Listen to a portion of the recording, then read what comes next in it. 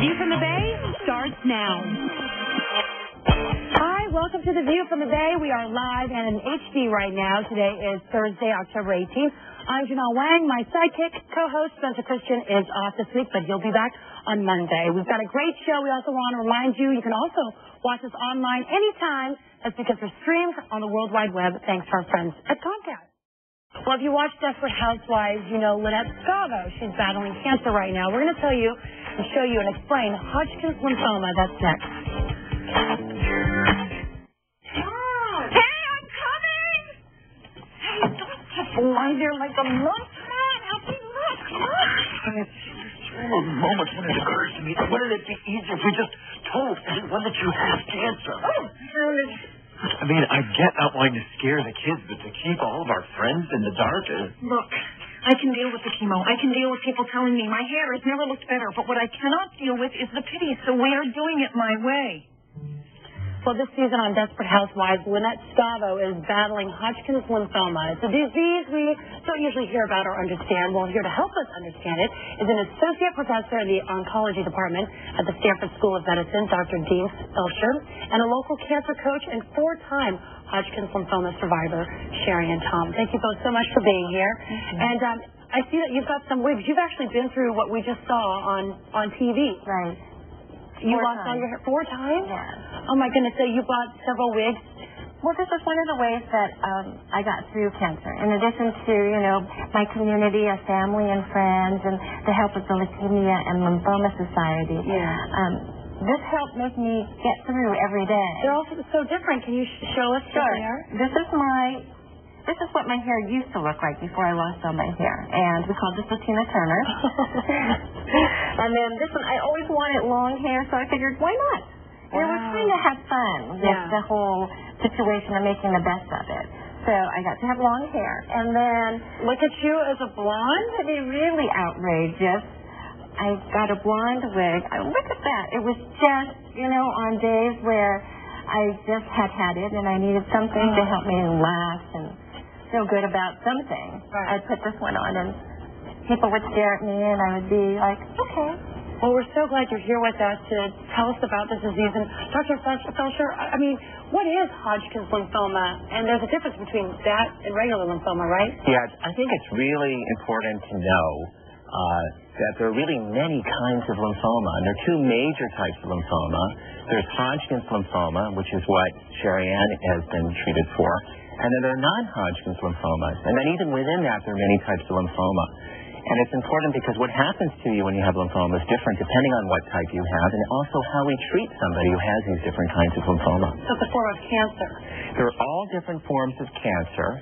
I think something that but I feel very strongly about, and Shariann and I feel strongly about, is that lymphoma often is a very curable disease. So often we associate cancer with something devastating and horrible, and anybody looking at Shariann would think nothing about cancer or anything as scary as what we normally associate with cancer.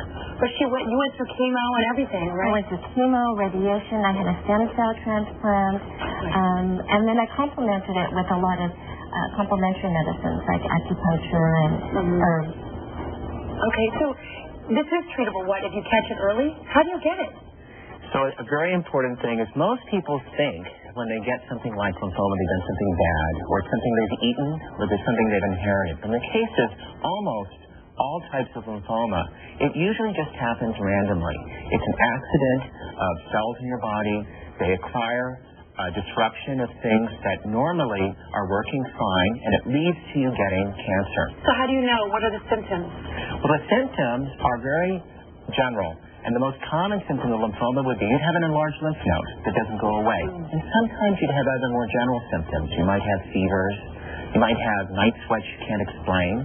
You might have symptoms related to the fact that your body's not making enough blood.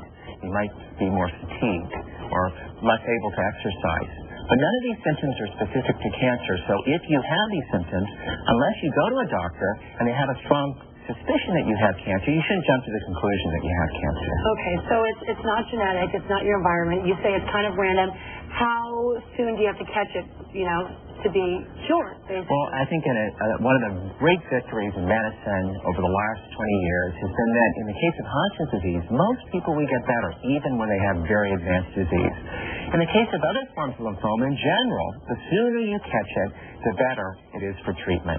But we've actually made significant, although not as much progress as I'd like as a professor of oncology, in the treatment of lymphoma. And many people actually are treated very effectively for lymphoma. Shariann, what an emotional time, especially going through it 4 times? Yeah. I mean, was it just like year after year after year? It's been a 9-year battle for me. And right now I'm in remission. I've been in remission for about a little over a year and a half since the last episode. And, you know, it's a daily thing. I'm always looking at what do I need to do to take care of myself.